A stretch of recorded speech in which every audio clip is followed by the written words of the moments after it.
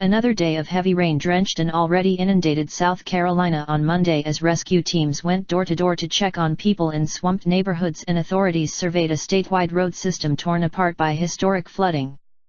At least 9 weather-related deaths in 2 states were blamed on the vast rainstorm, the latest coming when a sedan drove around a barricade and stalled in rushing waters.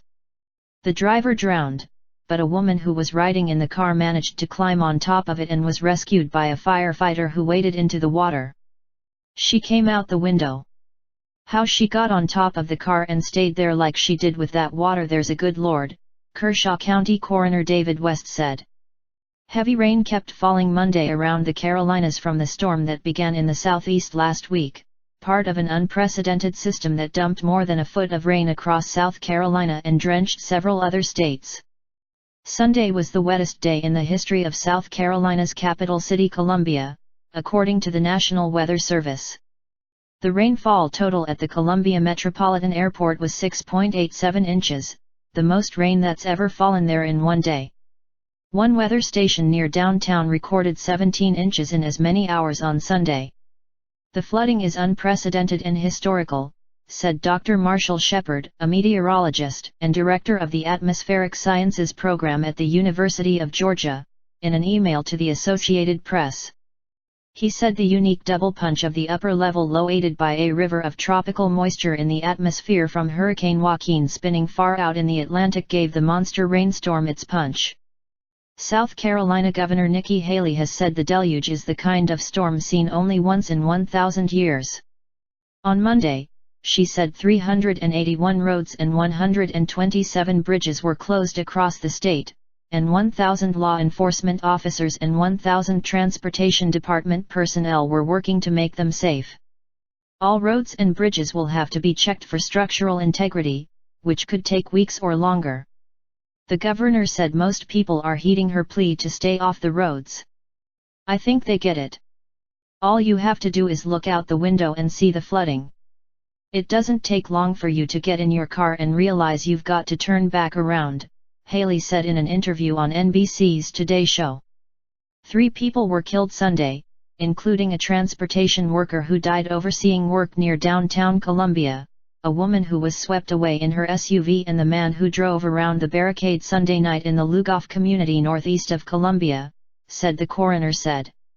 MacArthur Woods, 56, drowned after his car was inundated. His passenger was rescued when someone who heard her screams called 911 around 10 p.m. The woman was taken to the hospital with non-life-threatening injuries. Authorities weren't able to recover Wood's body until Monday morning. More than 24 shelters were open, Haley said. Utility crews, meanwhile, were working to restore power to 30,000 customers, she said. The deluge made for otherworldly scenes in Columbia as floodwaters nearly touched the stoplights Sunday at one downtown intersection. Rainwater cascaded like a waterfall over jagged asphalt where a road sheared apart, and many cars were submerged under flooded streets.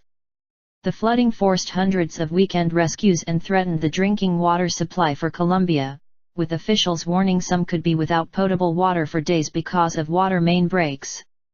The capital city told all 375,000 of its water customers to boil water before drinking. Elsewhere, nearly 75 miles of Interstate 95, the main link from the southeast U.S. to the northeast, was closed. Among those rescued were a woman and baby lifted to safety by helicopter, but efforts were far from over. Columbia Police Chief William Holbrook issued a statement Monday saying search teams would check for any people still needing evacuation, and crews will mark the front doors of homes checked with a fluorescent orange X once searched.